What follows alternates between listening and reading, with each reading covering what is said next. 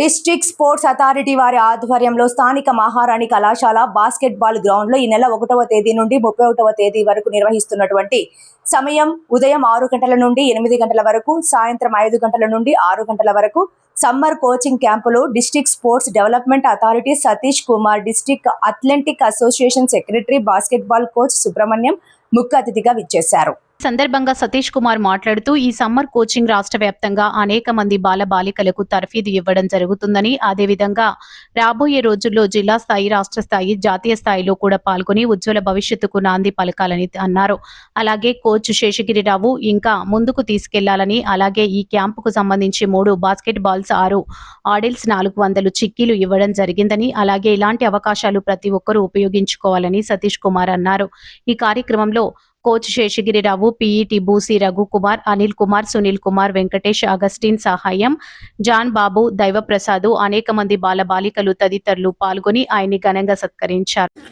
Secretary athletics మన Kakinada association వారు, అదేవిధంగా ఈ క్యాంపు ఇన్ఛార్జ్ శాశ్వరరావు గారు, ఇతర సభ్యులందరికీ కూడా హృదయపూర్వక నమస్కారాలు తెలియజేస్తూ, ఈరోజు మన బాలబాలికలకి కూడా నా ఆశీస్సులు. ఈరోజు జరుగుతున్న ఈ సమ్మర్ కోచింగ్ క్యాంప్ విజిటింగ్కి వచ్చాను. చాలా ఆనందంగా విధంగా ఉంది. ఎందుచేతంటే ఇది యాక్చువల్గా సామలకోటలో జరగవలసిన క్యాంపు పెద్దాపురంలో షిఫ్ట్ చేయడం జరిగింది. వెంటనే ఒప్పుకోవడం జరిగింది.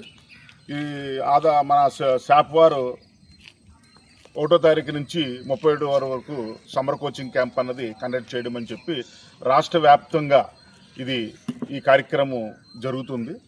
ఈ శాశ్వరరావు గారు చాలా ఇంట్రెస్ట్గా అనేక మంది అబ్బాయిలకి అమ్మాయిలకి రోజు తర్ఫీ ఇవ్వడం జరుగుతుంది.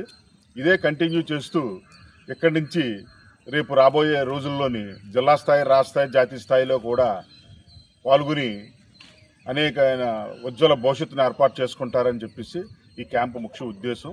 ఈ క్యాంపుని ఇంకా ముందుకు తీసుకెళ్లాలని చెప్పి శాశ్వరి గారిని కోరుతూ, అదేవిధంగా సమ్మర్ క్యాంప్కి ఒక చిక్కీ బాక్స్ 400 రూపాయలు, 400 ఉన్నవి బాక్స్ ఒకటి, 3 బాస్కెట్ బాళ్ళు, స్మాల్ అడిల్స్ ఒక 6 ఇవ్వడం జరిగింది.